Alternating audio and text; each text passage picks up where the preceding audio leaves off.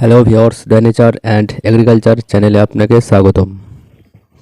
তো ভিওর্স, আজকে আমি একটা বিষয় বলবো, যে বিষয়টা হচ্ছে মুখী কচুর সার কীভাবে প্রয়োগ করবেন এবং কি কি সার দেবেন, আমি সেই সম্বন্ধে আজকে আলোচনা করব।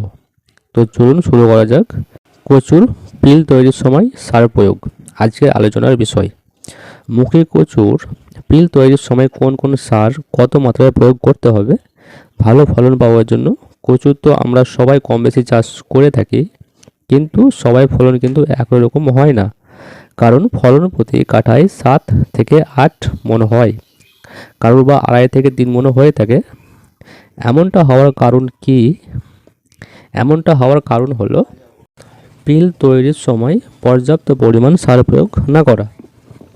পিল তৈরির সময় সঠিক সার সঠিক মাত্রায় প্রয়োগ করতে হবে, তাহলে কচুমুখির বাম্পার ফলন পাওয়া সম্ভব।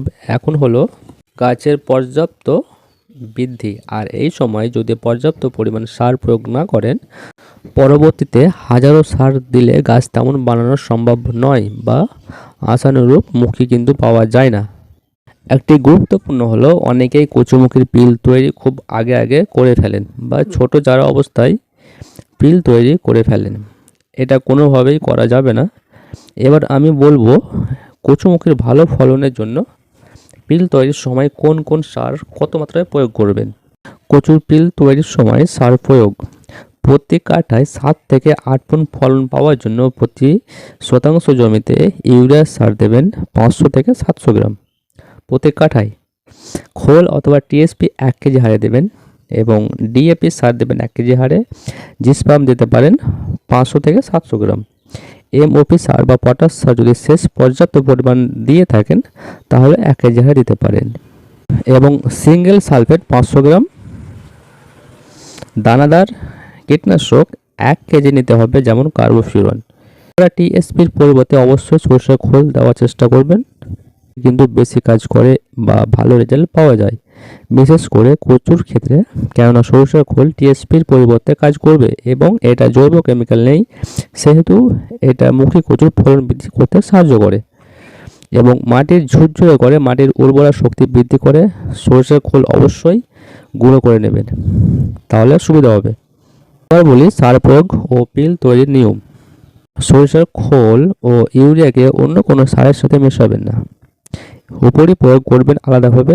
বাকি উপাদানগুলোকে আপনারা একসাথে মিশিয়ে উপরে প্রয়োগ করবেন। সারগুলো প্রয়োগ করা হয়ে গেলে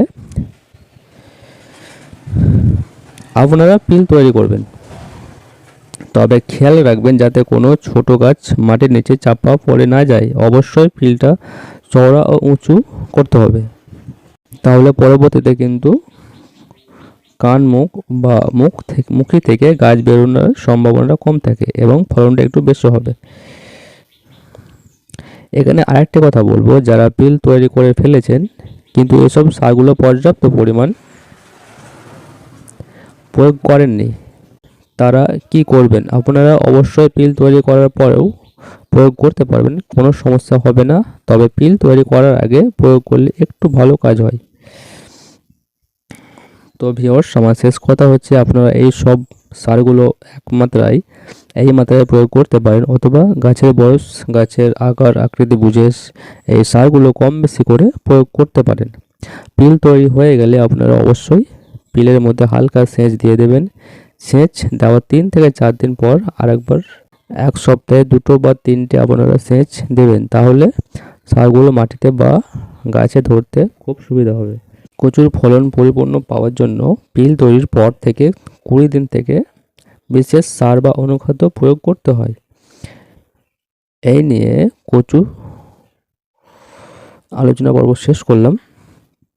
তো ভিউয়ার্স, যদি আমার ভিডিওটা অবশ্যই আপনাদের ভালো লেগে থাকে, একটা লাইক করবেন এবং যারা এখনও অবধি আমার চ্যানেলটি সাবস্ক্রাইব করেন, অবশ্যই চ্যানেলটি সাবস্ক্রাইব করে রাখবেন পরবর্তী ইম্পর্টেন্ট ভিডিও পাওয়ার জন্য।